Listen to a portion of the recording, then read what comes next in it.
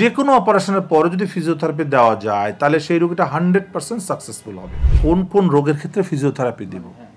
প্রথমত হচ্ছে মেকানিক্যাল যত প্রবলেম আছে, মেকানিক্যাল যত রোগ আছে, অসুখ আছে মেকানিক্যাল, যেটা কোনো অসুখ না, ডিজিজ না, তার মধ্যে কি আছে? যেমন কোমর ব্যথা, হাঁটু ব্যথা, ঘাড় ব্যথা, frozen shoulder, tennis elbow, cervical disc prolapse, এখান থেকে মাথা ব্যথা হচ্ছে, এখান থেকে চেস্ট পেন হতে পারে, ডিসপ্রোলাপসের কারণে হতে পারে, এগুলোকে মেকানিক্যাল ব্যাক পেন বলছি, মেকানিক্যাল ডিজিজ বলছি। ব্রেন স্ট্রোক, এটা একটা অ্যাক্সিডেন্ট, এটা কোনো অসুখ না, ব্রেন স্ট্রোক হচ্ছে, এগুলো থেকে, এগুলো তো অ্যাভেলেবেল। এরপরে দেখেন অপারেশন, যে কোনো অপারেশন, অপারেশনের পরবর্তী রিহ্যাবিলিটেশন মানে পুনর্বাসন, এখানে ফিজিওথেরাপি লাগবেই।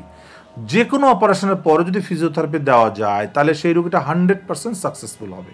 সেটা গাইনি হোক, সেটা কার্ডিয়াক অপারেশন হোক, সেটা অর্থোপেডিক্স অপারেশন হোক, নিউরোসার্জারি হোক, পেডিয়াট্রিক সার্জারি হোক, যে কোনো অপারেশনের পরবর্তী ফিজিওথেরাপি চিকিৎসাটা খুব দরকার, যেটাকে বলা হয় রিহ্যাবিলিটেশন ট্রিটমেন্ট, পুনর্বাসন করা। আমরা রোগীকে চিকিৎসা করছে, যেটা বলা হচ্ছে অপারেশন বা মেডিসিন একজন মানুষের জীবন রক্ষা করে, আর ফিজিওথেরাপি সেই জীবনটাকে সচল করে।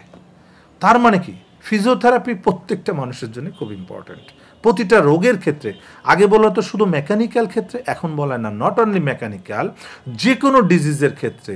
করোনার ক্ষেত্রে কি আসলো দেখেন, করোনাতেও কিন্তু ফিজিওথেরাপির প্রয়োজন, যাদের লাংসের সমস্যা হচ্ছিল, কফ জমে যাচ্ছিল, তাদের জন্য চেস্ট থেরাপি, তাদের মোবিলাইজেশনের জন্য ফিজিওথেরাপি, তারা মুভমেন্ট করতে পারছে না, তাদেরকে ফিজিওথেরাপির মাধ্যমে মুভমেন্ট করা হয়েছে। সো ফিজিওথেরাপি আসলে প্রত্যেকটা ক্ষেত্রে, প্রত্যেকটা মেডিকেলে, প্রত্যেকটা হসপিটালে, প্রত্যেকটা জায়গায় কিছু না কিছু ক্ষেত্রে প্রয়োজন হয়ে পড়ছে এখন।